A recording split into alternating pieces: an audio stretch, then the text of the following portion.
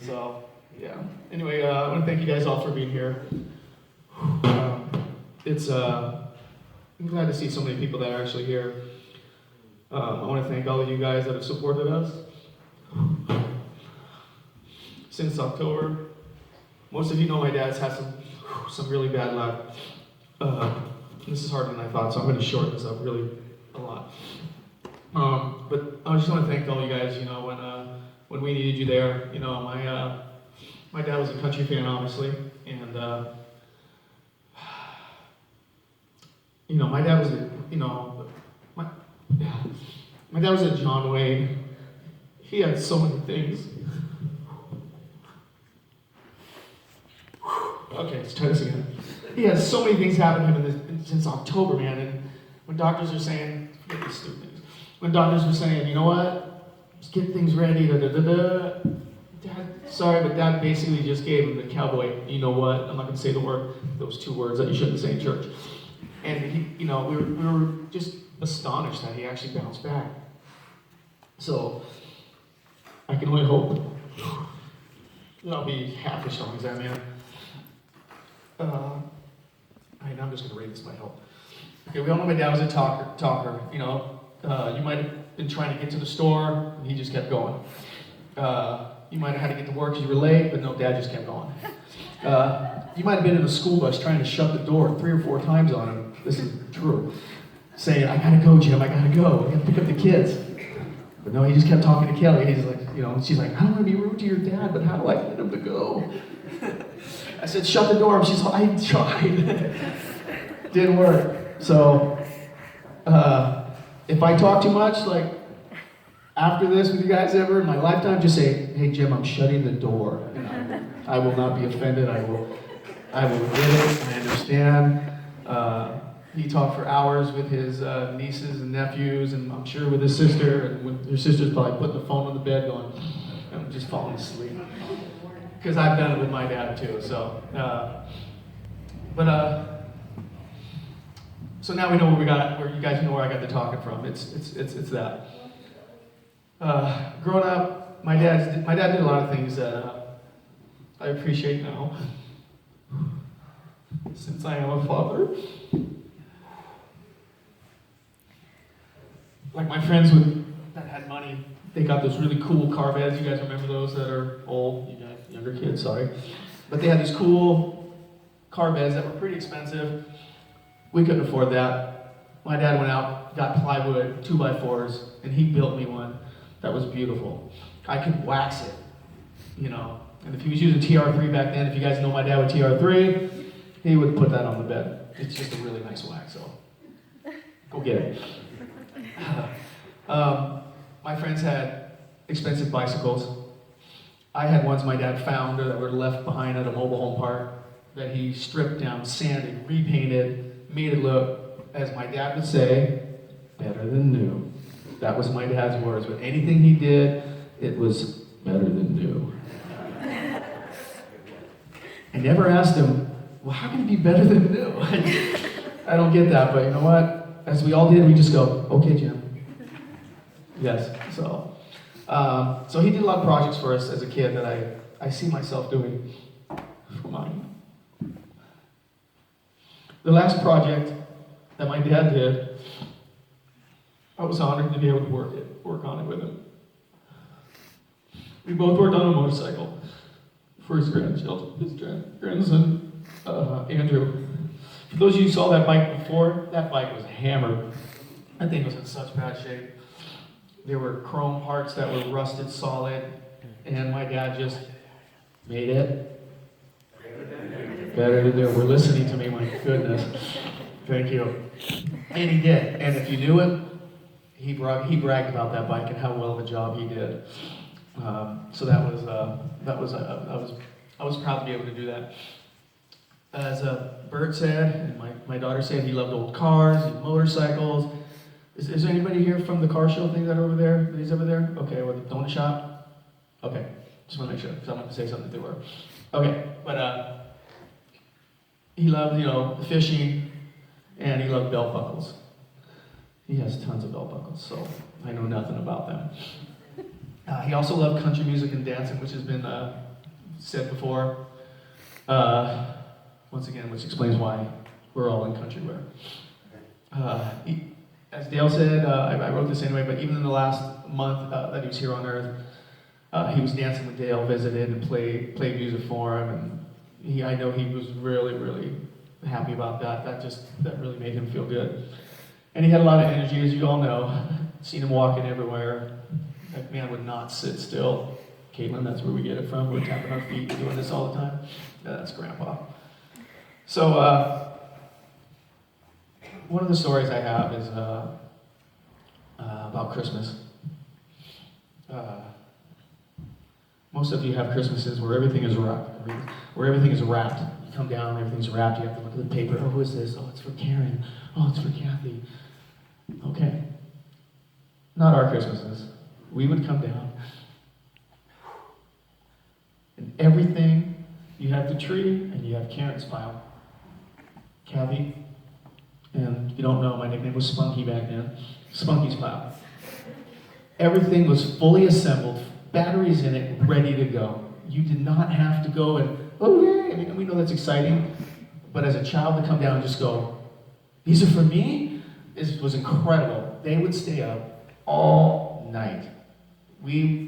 One story they said that so many times it was a two-story. We'd be coming down the stairs as they were just going, okay, let's go back to sleep. Oh shoot, here they come. And yeah, so exactly that. And I've never even heard, when I've told this story, I've never even heard of anybody saying they had a Christmas like that. So that was, we didn't do that tradition. Now people just get gift cards. It's so much easier, but my mom and dad really worked hard for us on that, and that was just something that was really, really meant a lot to us. Most of you know I played hockey as a kid. Sorry, Dad, I'm telling the story. And my dad didn't start playing till he was in his 40s.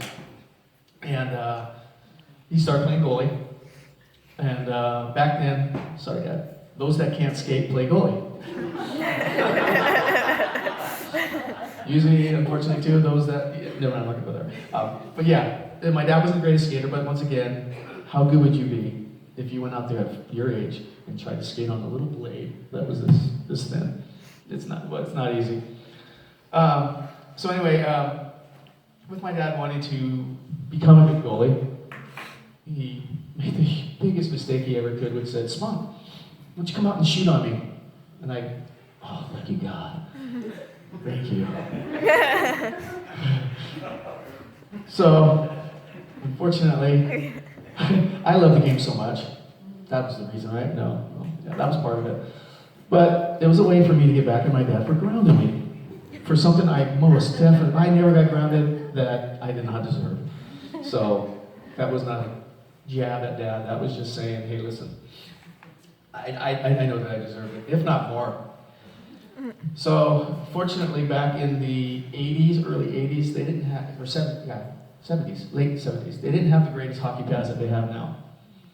There were spots like here that were hardly no paddings. And then where man wants the most padding, it wasn't big enough. So, of course, you know where I shot almost every single time. I would aim for my dad's inner thigh. Every time. So, after a few weeks of that, my mom, she comes out to me and she says, Spunky, come here. I said, yeah. She goes, I don't know how I'm going to word this. I worded it one way. She said, you got to stop shooting your father in the inner thigh. And I'm like, why? And she's like, you're ruining our special time together. She's all, that man comes in after shooting with you, so sore he can barely move. She said, can't you shoot him down a little bit lower? So, yeah, so anyway, that didn't stop me. That made me shoot harder. If you guys know me from hockey, man, I've been known to crack the glass, and I think I was clocked at 102. So imagine 102 at 15 when that happened, hit me in the thigh. That's going to leave a big, and my dad bruised easy, so they were huge. So anyway, my dad, I'll tell another one. Johnny will appreciate this story. My dad, like Johnny, loved fishing. As Caitlin said, he'd take us fishing on the pier, at Stearns Wharf, all those great places. And I made the mistake of agreeing to go on the Condor, which if you guys know me, yeah, that's not a good idea. Condor's a boat. I mean a boat. We went a couple times with my sister as well in a tiny boat. That's even worse. So the very first trip, my nickname quickly became Chum Bait. For those of you that aren't fishers, Chum Bait means I'm losing my lunch. So that one time, I'm on one side of the boat, my dad's on the other, and our side is catching tons of fish. And so my dad turns around and yells, "Hey, get over here and chum for me. None of us are catching fish over here." Because all the fish were over there eating whatever it was I had for breakfast. Yeah. So I think I lost about 5 pounds that day. I was green, but you know what? That was a great time. I still had a blast after. Yeah, it was good. So my son wanted me to share this memory of him. It's actually him and James's best friend, Mitchell. My dad asked him one time, "Hey, where does your family go for fun?" So he says, "Oh, well, we go to this place called Boomers. And it's a miniature golf, and you can play games inside." So Grandpa said, "Sure." So, my dad, he asked James, okay, James is about 10, 11, asked James if he knew where they were going, how to get there. James is 10, 11 years old. James says, yeah, that was mistake number 1. So James thought he knew where he was going. He told Grandpa, "You got a ways to go." "Oh, no, get off here. 4 exits too early." James not having a clue. He saw In and Out, I think, and just wanted to go to In and Out. Because that's the exit, and if you know where it is in Santa Maria, it's 4 exits past. So anyway, of course they got lost. James thought that he knew where he was going, and he admitted that was not the case then. Somehow an hour later, it's a 10-minute drive. An hour later, they made it. Okay. Let's see, what was that? I'm sorry, I guys got lost here. So my dad was never tech savvy, so the smart thing we'd all do is Google it. So yeah, and GPSs, just so you know, they were either always broken or they just darn don't work right. That's from my dad. He did not like that stuff. It took him 16 hours to get to Vegas. To Vegas, yeah, that was a long time. Because he said it kept sending me the wrong way. I don't know how you got there then, if it was sending you the wrong way, so. Yeah. All right, so my dad was a big sports fan. He coached me in hockey, he coached me in baseball. Those of you that live near me or see my Facebook posts, I spend all my time with my kids. Every sport that they play, I do my best to get out there and work with them. I'm proud of how talented they are in sports. And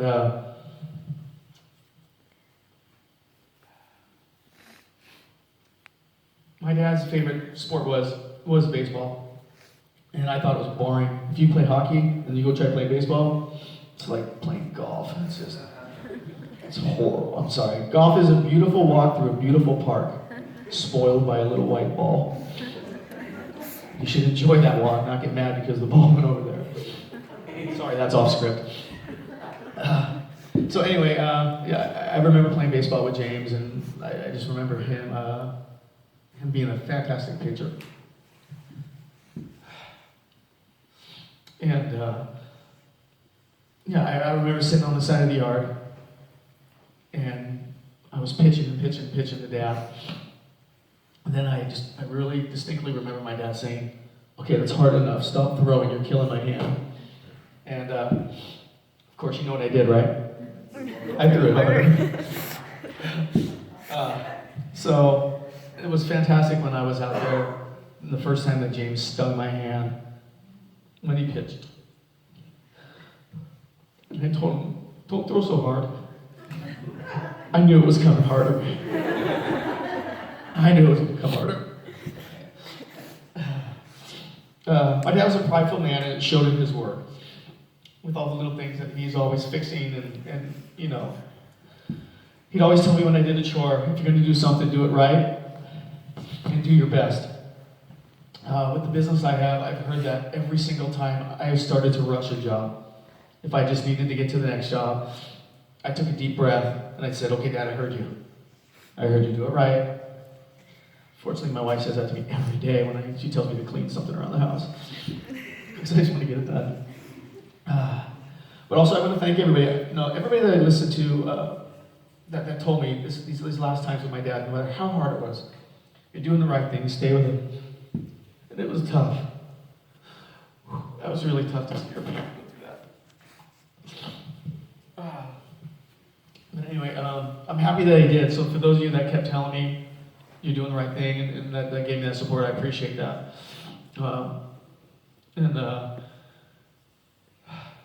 Obviously, I'm going to thank her again later, but I'm going to thank my wife. She helped take care of him right to the end. She has such a gift for being so caring. Okay, so first this is not going to make me cry, I don't think. First, I'm going to thank Pastor Markey for coming in my dad's life at the end. I feel so much better that he was there for my dad and that my dad reunited his relationship with God, because with losses, man, that's all we can hope for, is that people are in better places, whether you believe in God or you don't. If you don't, I don't know how you do, because I couldn't get through this without that. But those of you that don't know, because he's not going to tell you, he's really sick right now. He had a fever and everything like 2 days ago, and you heard him sing. None of us can sing that good with being normal, for crying out loud. So once again, I want to thank you. Thank you for that, Mark. Butch, I want to thank you. Okay, I wasn't good. Crap. Sorry. At that word came out. Thank you for being one of my dad's best friends, Butch. You helped Portia and I so very much in my dad's decline of his health. Caring for someone with dementia is horrible. It's so difficult, especially if you love them. It's so hard. So hard to see a prideful man that could fix anything have trouble putting on this shoe. So thank you. Thank you for that. And thank you for those late night movies and laughs. If we didn't laugh at what we were doing together at your house with Dad, I don't know what would have happened. Dale Sr., thank you for the same. Thank you for when you came up, that you took care of him. Thank you for singing with him, caring with him. Thank you for being with him on that horrible fall that he had on his face. I don't know what would have happened if you weren't there. James, my son. These ones are going to be worse. God, what am I thinking? James, you've been there for me when I've been down and out. You've been for me when I just needed you the most. Days I needed just to relax and watch movies and not think about life and not want an adult up. Cowboy up, adult up. Sorry, that's just gonna do that pun in there. I really appreciate that. You're always there, buddy. I know your grandpa felt. I know how he felt when he watched me play hockey, because that's how I feel when I watch you play anything. Oh, and on a side note, that Boomer's trip that James did, I forgot to say, as we were going through my dad's things, I was just looking for pictures for everything and for the slideshow, which I'll thank my daughter now before I forget afterward. I found a coin from Boomer's that my dad saved from that day. That killed me. Because I knew the story. I knew that story. So James now has that coin and he can hold on to that. Caitlin, you are everything Grandpa ever said. You're funny, smart, beautiful, and responsible. He loved you so much. Thank you for the late night text when I needed you. I needed my baby girl. She said, I'll always be your baby. And you have no idea how much that means. I love you. My sister Karen, I'm so proud of you. Thank you for giving Dad what he wanted the most the past 30 years.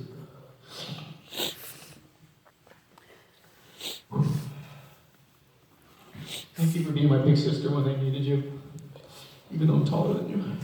I'm gonna keep saying that.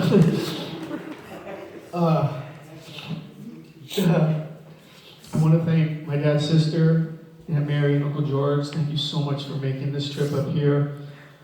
Our family's health is, I don't want to look forward to that, I'll tell you right now. But as strong as my dad was, and as strong as you are, once again, I can only hope that we can all follow in your guys' footsteps. I know he loved you very much. He spoke with you very, very proudly, sharing stories that we won't get into about helping you when you were always his little sister, and he never let anybody forget that. Okay, finally, I know, you're about time. Finally, my wife Portia, for loving my dad as if he was her own. She is a gift from God to all that cross her path. My dad loved you, Portia, so much. What you did for my dad, I cannot even begin to thank you. There was no way I was ever going to be able to do this alone.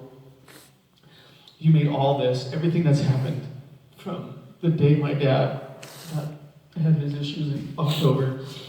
You've taken care of everything. Everybody's been giving me credit. You keep giving me this much credit. Give my wife the rest of the credit because that's where it is. As I wrote this last night, believe it or not, I was at the loss for what I was going to say. You knew that? It actually was true. I could not get it out. I didn't know where to start. But anyway, as I was up writing this last night at midnight.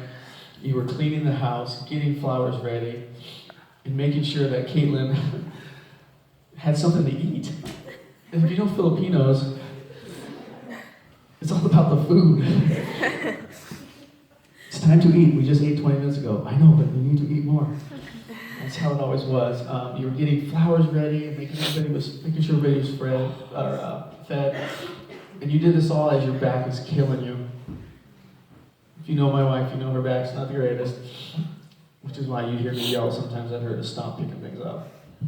So, again, I want to thank you guys all for being here. I didn't know all my dad's friends. It was, unfortunately, I wasn't hanging out at the donut shop every morning. I had to work.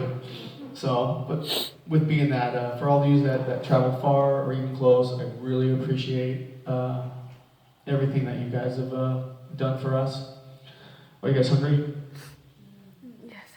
Well, I can talk for 12 more hours. Y'all know that. Okay. You're supposed to say, I'm closing the door. So once again, thank you guys. Once again, thank you for everything. And every New Year's when you're celebrating, New Year's Eve, when you're celebrating, doing whatever you do on New Year's Eve, raise a glass to my dad. That's his birthday, if you remember. So it was always nice that he'd always brag that everybody in the world is celebrating my birthday. Yeah, we know. It's all about you. Once again, thank you guys. I really appreciate everybody that's here.